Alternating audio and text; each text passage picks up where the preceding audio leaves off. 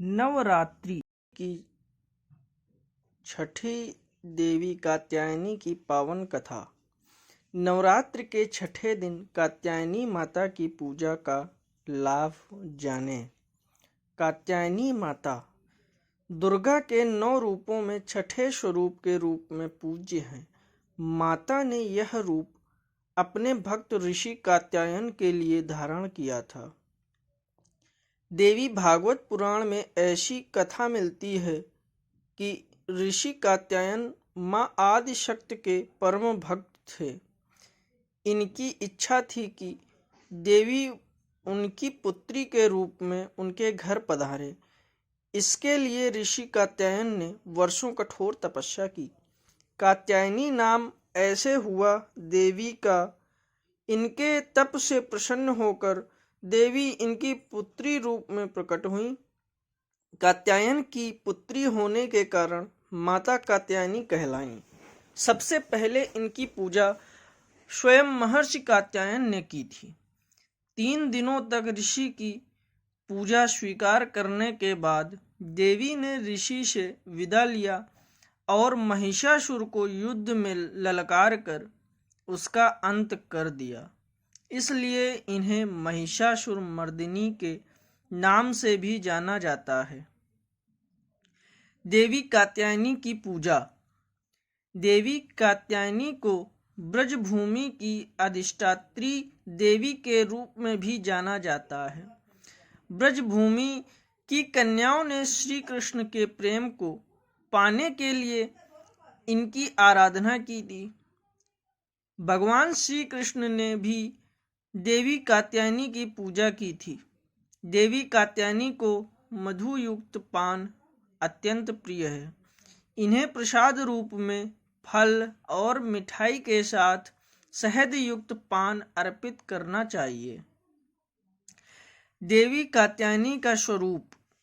माता कात्यायनी 4 भुजाधारी हैं, जिनमें इनके एक भुजा में शत्रु का अंत करने वाला तलवार है, तो दूसरी भुजा में पुष्प है। तो भक्तों के प्रति इनके स्नेह को दर्शाता है। तीसरी भुजा अभय मुद्रा में है, जो भक्तों को भय मुक्ति प्रदान कर रहा है। चौथी भुजा देवी का वर मुद्रा में है, जो भक्तों को उनकी भक्ति का वरदान देने के लिए है। कथा और मान्यताएं। देवी कात्यायनी की पूजा का मंत्र और लाभ। माता का प्रभाव कुंडलिनी चक्र के आज्ञा चक्र पर है। 9 ग्रहों में माता कात्यायनी शुक्र को नियंत्रित करती हैं।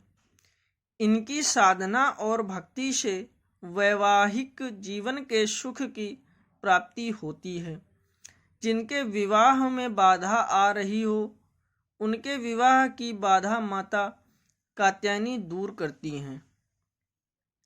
चंद्र हासोज्ज्वलकरा शार्दूलवर वाहना कात्यायनी शुभं दद्या देवी दानव घातिनी।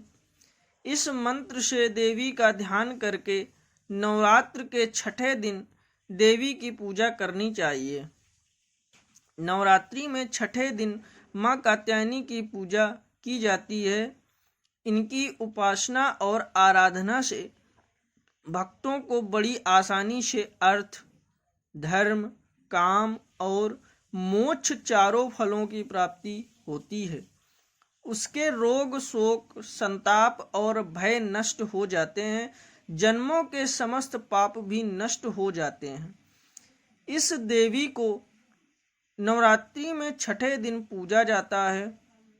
कात्य गोत्र में विश्व प्रसिद्ध महर्षि कात्यायन ने भगवती जगदम्बा की उपासना की, कठिन तपस्या की। उनकी इच्छा थी कि उन्हें पुत्री प्राप्त हो। माँ भगवती ने उनके घर पुत्री के रूप में जन्म लिया, इसलिए यह देवी कात्यायनी कहलाईं।